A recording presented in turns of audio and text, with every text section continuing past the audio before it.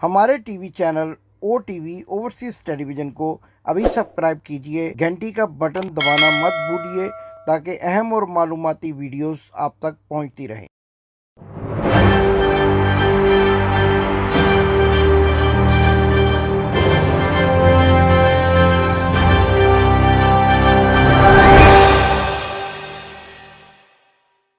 بسم اللہ الرحمن الرحیم۔ ناظرین، میں ہوں آپ کا ہوسٹ امداد حسین شھزاد۔ ہمیشہ کی طرح آپ دیکھ رہے ہیں میرا ولاگ لندن ٹاک۔ ناظرین، میرے ولاگ کا سب سے اہم موضوع جو ہوتا ہے وہ شریف خاندان کی چوریاں، ان کے ڈاکے اور ان کی داستانیں آپ کے سامنے لانا ہوتا ہے۔ اور ناظرین، آپ جس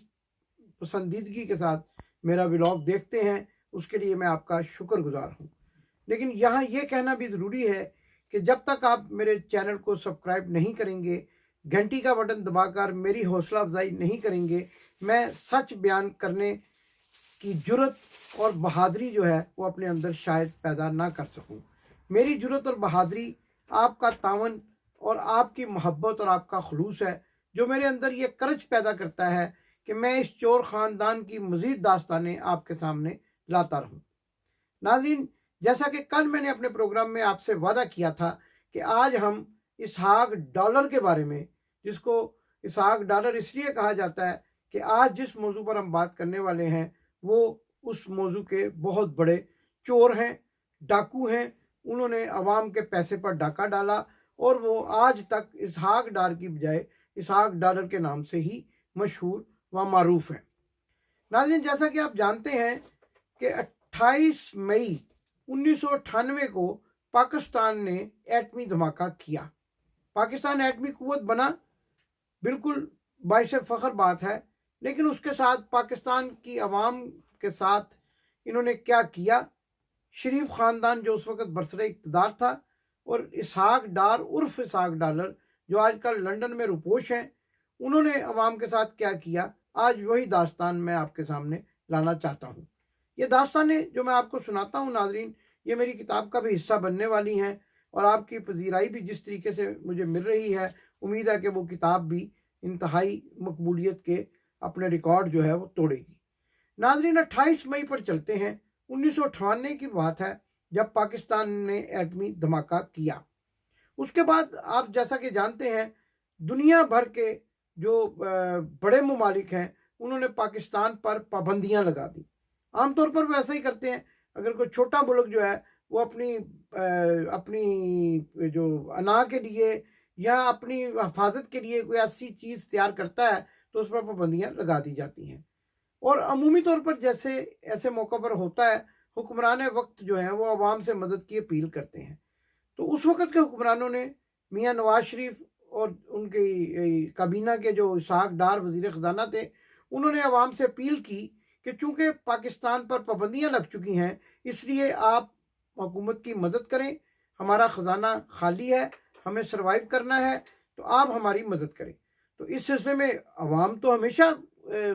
پاکستان سے باہر مقیم ہو یا پاکستان میں رہتے ہوں، وہ ہمیشہ اس معاملے میں پیش ہوتے ہیں۔ اور اوورسیز پاکستانی تو عام طور پر اس میں پیش ہوتے ہیں۔ پاکستان میں زلزلہ آ جائے، پاکستان پہ کوئی مصیبت آ جائے، پاکستان میں کسی قسم کا ڈیزاسٹر ہو جائے تو اوورسیز پاکستانی اپنی خدمات سب سے پہلے پیش کرتے ہیں۔ تو اسی طرح اوورسیز پاکستانیوں نے جو ہے وہ اپنی خدمات پیش کر دی۔ انہوں نے یہ کہا اور انہوں نے فوری طور پر جو اوورسیز پاکستانیوں کے فورن کرنسی اکاؤنٹ تھے اور جو وہ اپنی محنت کی کمائی سے انہوں نے بینکوں میں اپنے ڈالر، پاؤنڈز، ریال اور درہم جمع کرا رکھے تھے، اس کو راتوں رات انہوں نے سیز کر دیا۔ اچھا، جب یہ سیز کیا کوئی بات نہیں، ملک اور قوم کی خدمت کے لیے عوام ہر وقت تیار ہے، لیکن انہوں نے کیا کیا؟ واردات کیا کی انہوں نے؟ واردات ناظرین انہوں نے یہ کی کہ انہوں نے راتوں رات جو ان کے اپنے ڈالر تھے وہ ان تو بینکوں سے نکلوا لیے، وڈرا کروا لیے مارکیٹ ریٹ کے مطابق۔ اور آپ کو یہ سن کر حیرانگی ہوگی، بلکہ اوورسیز پاکستانیوں کی بڑی تعداد جو کہ اس کربناک صورتحال سے گزری تھی اور اس سارے ڈرامے اور اس واردات سے متاثر ہوئی تھی، ان کو تو سارے حقائق کا پتہ ہے۔ لیکن یہاں میں آپ کو بتاتا چلا جاؤں کہ اس وقت مارکیٹ میں ڈالر کی قیمت جو ہے وہ 70 سے 75 روپے کے درمیان میں فلیکچولیٹ کر رہی تھی، مارکیٹ پرائس۔ انہوں نے اپنے تمام ڈالر اسحاق ڈار صاحب نے، جن کو اسحاق ڈالر بھی اسی وجہ سے کہا جاتا ہے، راتوں رات 75 روپے کے حساب سے بینکوں سے وڈرا کرا لیے۔ لیکن پاکستانیوں کو کیا کیا؟ جو اوورسیز پاکستانی تھے ان کے ساتھ کیا کیا؟ ان کے ساتھ کیا ہاتھ دکھایا؟ کیا کو ہاتھ دکھانے کے تو ماہر ہے نا یہ، آپ کو پتہ نا، جاتی عمرہ سے ہاتھ دکھاتے آ رہے ہیں، اور اس کے بعد جو ہے وہ جو ہم بتاتے ہوتے ہیں دلہ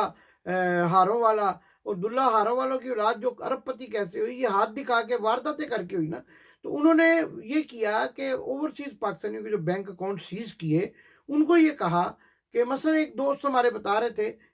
کینیڈا سے، کہ انہوں نے جب صبح اٹھے تو ان کو بینک مینیجر کا فون آیا، تو انہوں نے کہا کہ آپ کے سپوز $1,00,000 ہمارے پاس پڑے ہوئے ہیں، تو ہم آپ کو کیا کریں گے کہ اب آپ کا اکاؤنٹ ہم نے سیز کر دیا ہے، تو آپ کو پاکستانی روپوں میں پیسے دے دیں گے۔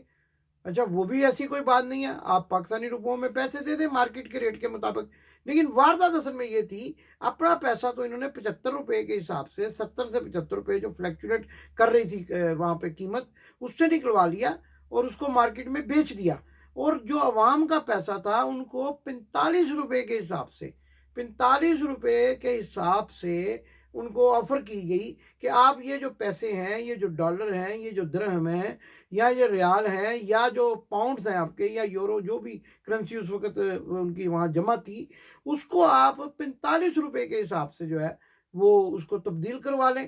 تو ہم آپ کو وہ پیسے پاکستانی روپوں میں دے دیتے ہیں۔ اچھا، اس پر بھی یہ انہوں نے ایک اور واردات کی، واردات کے اوپر وہ جو چاندی کا ورک چڑھاتے ہیں نا، اس طرح کی ایک اور واردات کی انہوں نے، وہ جو ہے نا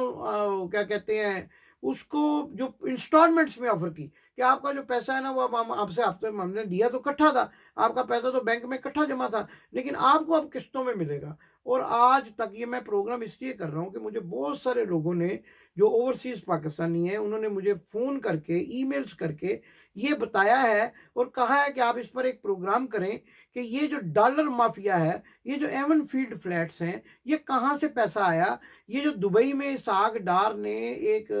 جو پلازا بنایا، ٹاور بنایا، اور اس کے بچے جو ہیں انہوں نے یہاں پر لندن میں مقیم چند صحافیوں کو اس سے مورگیج بھی کروا کے دی اسی پیسے سے، یہ دولت، نجائز دولت کہاں سے آئی؟ تو یہ ان اوورسیز پاکستانیوں کے خون پسینے کی کمائی ہے جو یہ لوٹ کر باہر بھاگ آئے، اور پھر انہوں نے شادیاں بھی کیں، کبھی ماروی میمن سے، کبھی کسی سے موجیں بھی کیں، پاکستانیوں کے پیسے پہ، اوورسیز پاکستانیوں کے پیسے پہ گلچھڑے اڑا رہے ہیں آج تک، گلچھڑے۔ اور اسحاق ڈار صاحب کی تو آپ نے دیکھا یہ حالت ہے کہ مسجد سے نکلتے ہیں لوگ ان کی بھی ویڈیو بنانا شروع کر دیتے ہیں۔ اور انہوں نے ایک اور بھی ڈرامہ کیا تھا جب بیگم کلثوم نوازشریف جو ہے وہ یہاں بیمار تھیں ہارلے اسٹریٹ میں، تو وہ بھی بیڈ پہ لیٹ گئے تھے، جیلی وہ مریض بن گئے تھے، اور جب وہ باہر نکلے تو ہمارے ایک دوست نے ان کی ویڈیو بنا لی تھی، اور وہ ہنستے مسکراتے اور بڑی تیزی سے وہ بھاگتے ہوئے چھلانگے لگاتے جا رہے تھے۔ تو ہمارے وہ اس دوست، جرنلسٹ دوست کو آج تک انہوں نے نوکری سے بھی نکال دیا، پاکستان کے ایک بڑے گروپ کا وہ بیچارہ فوٹوگرافر تھا، اس کو نوکری سے نکال دیا جس نے یہ ویڈیو بنائی۔ تو اس کو یہ شاہ صاحب بڑے نیک ہمارے جرنلسٹ دوست ہیں، انہوں نے یہ ویڈیو بنائی تھی، ان کو نوکری سے نکال دیا کہ انہوں نے اسحاق ڈار کی جیلی مریض والی ویڈیو کے بعد ان کی اصلی دوڑیں لگاتے ہوئے ویڈیو بنا لی تھی۔ تو یہ جو اسحاق ڈالر کا واردات میں آپ کو بتا رہا ہوں، انہوں نے اوورسیز پاکستانیوں کے خون پسینے کی کمائی سے یہ دولت بنائی اور دبئی میں ٹاور بنائے۔ ان کا ایک بیٹا جو ہے وہ چھوٹا ڈار وڈا ڈار سارے چور، ڈار دی ڈار چورا دی ڈار، ٹھیک ہے جی، وہ جو ہے نا وہ یہاں پر جو ہے اس نے 2-3 صحافی جو ہے اپنے وہ دوست بنا رہی ہے، اور لندن میں اب وہ اپنی ٹویٹ کروانے کے لیے ان کو مارٹگیج پر مکانات بھی لے کر دیے۔ اچھا، یہ ساری جو ڈار کی ڈار ہے نا، جڑی میں تانوں کہنا ہونا کہ ڈار دی ڈار ہے، چوراں دی ڈار ہے، اور سارا ٹبر، یہ بھی ان کا ٹبر ہے نا، یہ بھی ٹبر ہے۔ وہ اس کی شادی جو ہے وہ اس کی ڈار صاحب کے، ڈار کے بیٹے کی، صاحب کہتا ہوں تو لوگ ہمارے ناظرین کہتے ہیں آپ صاحبہ صاحب کا لفظ نہ استعمال کریں،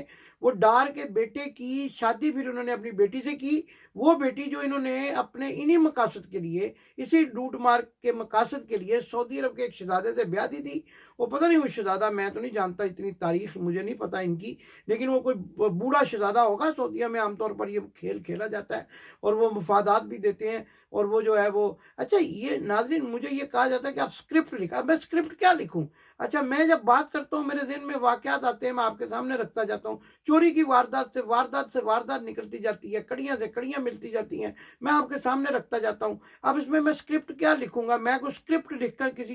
کسی کی بےزتی تو کرنا نہیں چاہتا، میں تو حقائق اور سچ آپ کے سامنے بیان کرتا ہوں۔ جو سچ مجھے معلوم ہے، جو سچ میرے سینے میں ہے، وہ آپ کے سامنے لے آتا ہوں۔ اب اس کو اگر میں لکھنا شروع کروں گا، لکھتا رہوں گا، وہ کتاب تو میں لکھ ہی رہا ہوں، سارا ٹبر چور ہے، لیکن اگر سکرپٹ شدہ جو آپ کو باتیں بتاؤں گا تو شاید اس میں کہیں نہ کہیں جھوٹ بھی شامل ہو سکتا ہے، جس سے میں پرہیز کرتا ہوں، بچتا ہوں اور آپ کو سچ بتانے کی کوشش کرتا ہوں۔ تو میں آپ کو بتا رہا تھا کہ وہ ان کی بیٹی ایک جو تھی میاں نوازشریف کی، وہ پھر انہوں نے ڈار صاحب کے بیٹے سے بیاہ دی، وہ اس طرح سے سمدھی بھی بن گئے، چوروں کے بھائی بن گئے، مجھاں دیا بھیناں بن گئی ہیں۔ تو وہ جو ہے نا اسی طرح یہ سلسلہ چلتے چلتے تو یہ جو دولت لوٹی ہوئی دولت ہے جس سے یاشیاں کر رہے ہیں، اور آج کل غائب ہیں ڈار صاحب، بالکل غائب ہے منظر عام سے۔ اور پچھلے دنوں آپ نے دیکھا تھا BBC کے پروگرام میں ان کے ساتھ کیا سلوک کیا اینکر نے، اور جو سوالات پوچھے اس کے بعد ان کی کیا حالت تھی، وہ اب بالکل غائب ہیں۔ وہ 500 والے 200 پاؤنڈ والے صحافی جو ان کا انٹرویو چلا رہے تھے وہ بھی غائب ہیں، وہ بھی ان کو بھی اب یہ نہیں ملتے ہیں اور ان سے بھی انٹرویو نہیں دیتے۔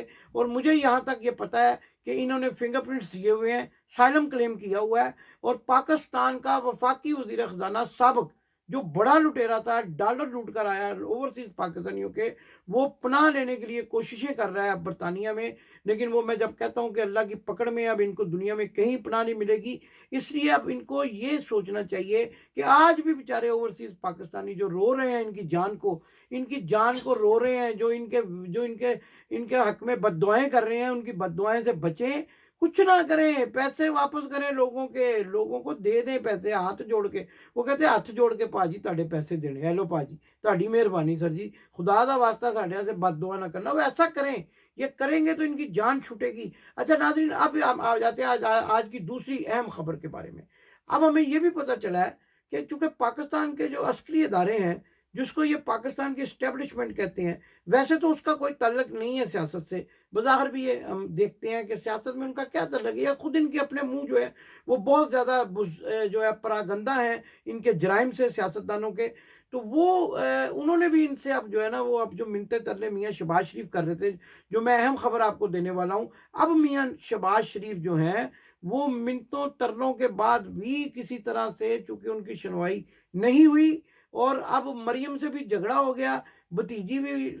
نہ بھی لڑ پے، تو اب آگے کوئی رستہ نظر نہیں آ رہا، تو اب وہ پھر NRO کی طرف جا رہے ہیں، پھر ملک سے فرار ہونے والے ہیں۔ میں آپ کو ایک اہم خبر دے رہا ہوں، میاں شھزاد شریف اب دوبارہ جو ہے وہ لندن آنے کی تیاریاں کر رہے ہیں، لیکن اس میں ایک یہ بھی شاید بات سامنے آ رہی ہے کہ بھائی کو منانے کے لیے، بڑے بھائی کو منانے کے لیے، چونکہ ابھی میں نے جو آپ کو بتایا تھا پچھلے 24 گھنٹوں کے دوران اتنی ڈیولپمنٹس آئی ہیں کہ شاخت خاقان عباسی بھی جو ہیں وہ بھی شھزاد شریف پر برس پڑے ہیں۔ اس سے نظر آتا ہے کہ پاکستان مسلم لیگ نون میں، یہ جو پاکستان مسلم لیگ نون کے حلقے کہتے ہیں کہ جی کوئی اختلافات نہیں ہیں، لیکن واضح طور پر یہ نظر آ رہا ہے شاخت خاقان عباسی، خواجہ آصف، چودھری نثار، یہ ایک واضح طور پر ایک نظر آ رہا ہے کہ گروپنگ شروع ہو گئی ہے، گروپ بن رہے ہیں، لیکن یہ بھی نظر آ رہا ہے کہ پاکستان کی اسٹیبلشمنٹ اب دھوکے میں نہیں آ رہی۔ انہوں نے ان کو واضح طور پر پیغام دیا ہے کہ نو مور چور ٹبر، نو مور چور ٹبر، ٹھیک ہے جی۔ اور انہوں نے ایبسلیوٹلی ناٹ کا بھی کہہ دیا ہے کہ اب کسی چور کو دوبارہ اقتدار نہیں دیا جائے گا۔ اس لیے میرے اطلاعات کے مطابق اب میاں شھزاد شریف پھر پاکستان سے فرار ہونے کی سوچ رہے ہیں۔ ناظرین، اس کے ساتھ ساتھ میں نے جو آپ کو تمام باتیں بتائیں، تمام حقائق بتائے، اس کے ساتھ ساتھ میں آپ کو پھر دوبارہ سے یہ خبر دے رہا ہوں، اور یہ ایک بڑی اہم خبر ہے، اور ہم جو ہے آئندہ چند دنوں میں پولیس اسٹیشن جہاں پر رپٹ درج ہوئی ہے مریم نواز شریف کے بارے میں، جو انہوں نے یہودیوں کے بارے میں ہیٹ کرائم کیا ہے، یہودیوں کے بارے میں کہا، اور عمران خان کے بچوں کو یہودیوں کے زیر سایہ پلنے والا قرار دیا، جس تھانے میں وہ رپٹ درج ہوئی ہے وہاں سے آپ کو براہ راست جو ہے اس شخص سے ملوائیں گے جس نے یہ رپٹ درج کروائی ہے، اور اس کی بات چیت بھی سنوائیں گے، اور یہ بھی بتائیں گے کہ اس نے کس قانون کے تحت اور کس جو ہے وہ ہیٹ کرائم قانون کے تحت ان کے خلاف رپٹ درج کروائی ہے، اور پولیس نے اس کی رپٹ پر کارروائی کا آغاز کر دیا ہے۔ اور جیسے ہی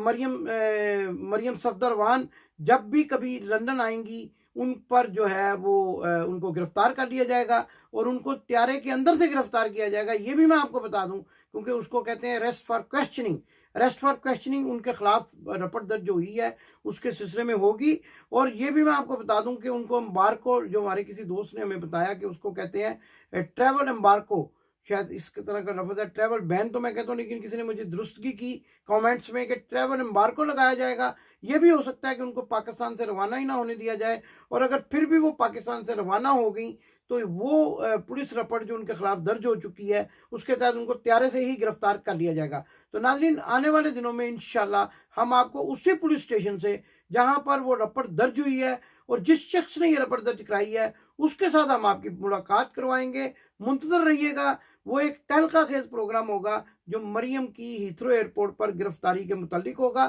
اور ان کے خلاف تھانے میں درج مقدمے کے متعلق ہوگا. اور ناظرین، پروگرام ختم کرنے سے پہلے میں یہاں پر آپ کو یہ بھی بتاتا چلا جاؤں کہ میں آپ کو ایک اور بڑی اہم خبر دینے والا ہوں. آپ پاکستانی، آپ غریب عوام جو مہنگی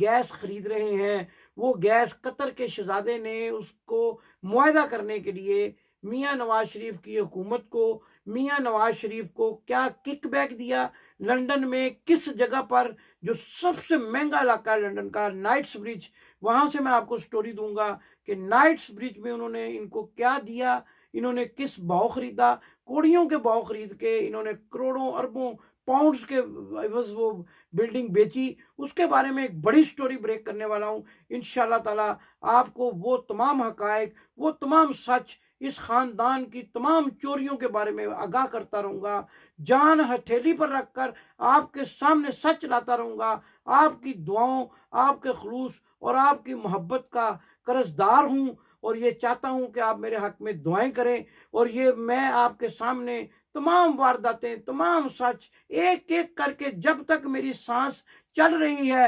پاکستان سے میرا وعدہ ہے، پاکستانیوں سے میرا وعدہ ہے کہ میں آپ کے سامنے ان چور ٹبروں کی داستان لاتا رہوں گا. اس ٹبر کی بھی سناؤں گا، دوسرے ٹبر کی بھی، جو کہتے ہیں کہ بھٹو زندہ بھٹو مردہ، بھٹو زندہ بھٹو مردہ، اس کی بھی داستانیں آپ کے سامنے لاتا رہوں گا. اور اس کے ساتھ ساتھ یہ مت سمجھیے گا میرا کسی سیاسی جماعت سے کوئی تعلق نہیں ہے. اس کے ساتھ ساتھ اگر موجودہ حکومت میں بیٹھے ہوئے لوگ بھی کرپٹ ہوں گے، کرپشن کی داستان ہوگی، وہ آپ کے سامنے ضرور لاتا رہوں گا. یہی میرا آپ سے وعدہ ہے. اپنے میزبان امداد حسین شھزاد کو لندن ٹاک کے اگلے ولاگ تک کے لیے اجازت دیجیے اس نعرے کے ساتھ: پاکستان زندہ باد. آپ نے ابھی تک ہمارا چینل سبسکرائب نہیں کیا تو ابھی سبسکرائب کریں